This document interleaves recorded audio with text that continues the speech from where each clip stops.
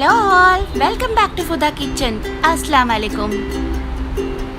ஒரே மாதிரி செய்யாம கொஞ்சம் வித்தியாசமா எப்படி செய்யறதுன்னு தான் பார்க்க போறோம். இஃப்தாரோட ஸ்பெஷல் பர்த்னஸ் கஸ்டர்ட் புடிங் தான் பார்க்க போறோம். எப்படி செய்யலாம் பார்க்கலாம் வாங்க. டேஸ்டியான இந்த கஸ்டர்ட் புடிங் எப்படி செய்யலாம்னு பார்க்கலாம். புதுசுனா இது வரைக்கும் சப்ஸ்கிரைப் பண்ணலனா பக்கத்துல இருக்க பெல் ஐகானை மறக்காம பிரஸ் பண்ணிக்கோங்க. ஒவ்வொரு ரெசிபியும் உங்களுக்கு நோட்டிஃபிகேஷன் ஆகும்.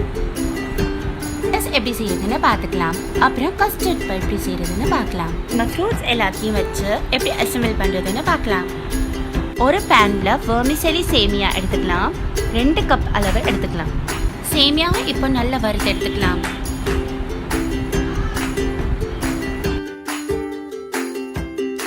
இப்போ 2 டேபிள் ஸ்பூன் பட்டர் ஆட் பண்ணி நல்லா வறுத்து எடுத்துக்கலாம்.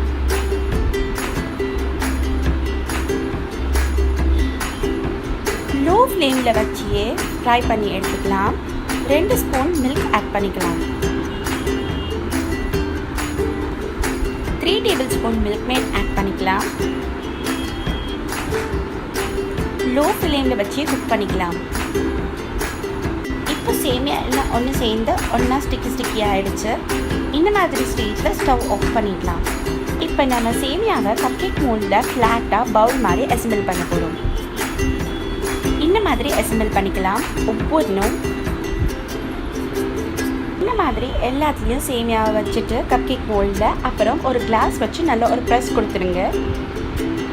உங்ககிட்ட கப்கேக் மோல்ட் இல்லாட்டி ஒரு பவுலில் இந்த மாதிரி சேமியாவை அரேஞ்ச் பண்ணிவிட்டு ஒரு கிளாஸ் வச்சு நல்லா ப்ரெஸ் கொடுத்துருங்க. அதுக்கு முன்னாடி பவுலில் நல்லா க்ரீஸ் பண்ணிக்கோங்க பட்டரால். இப்போ நம்ம ரெஃப்ரிஜரேட் பண்ண போகிறோம். நம்ம 2 ஹார்ஸ் ரெஃப்ரிஜரேட் பண்ண போகிறோம். ஃப்ரீசரில் ரெஃப்ரிஜரேட்டில் வைக்க போகிறோம்.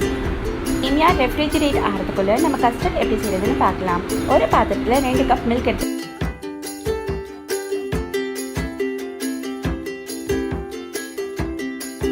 3 tablespoon custard powder add பண்ணிவிட்டு அதில் கொஞ்சமாக மில்க் போட்டு நல்லா மிக்ஸ் பண்ணி எடுத்துக்கலாம். திக்கான பேஸ்ட் லம்ஸ் இல்லாமல்.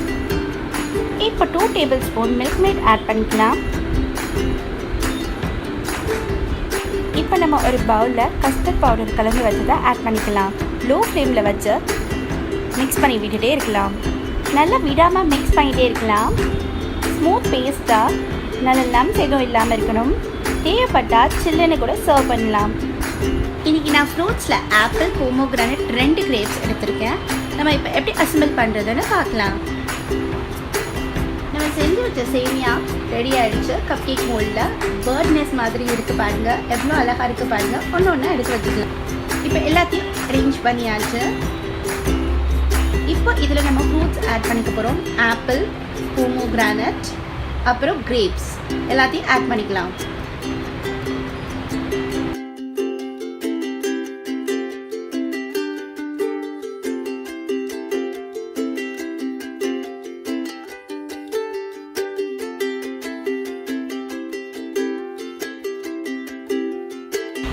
இப்போ நம்ம ஃப்ரூட்ஸ் எல்லாம் அரேஞ்ச் பண்ணியாச்சு. இப்போ நம்ம கஸ்டர்ட் ஆட் பண்ணிக்கலாம். இப்போ நம்ம எல்லாத்துலேயும் கஸ்டர்ட் ஆட் பண்ணியாச்சு. பார்க்கவே எவ்வளோ அழகாக இருக்குது பாருங்கள். பர்த்னஸ் கஸ்டர்ட் புட்டிங் ரெடி ஆயாச்சு. ட்ரை பண்ணி பார்த்துட்டு எனக்கு எப்படி இருக்குன்னு கமெண்ட் பண்ணுங்கள், ஷேர் பண்ணுங்கள், லைக் பண்ணுங்கள், பெல் ஐக்கானை ப்ரெஸ் பண்ணிடுங்க.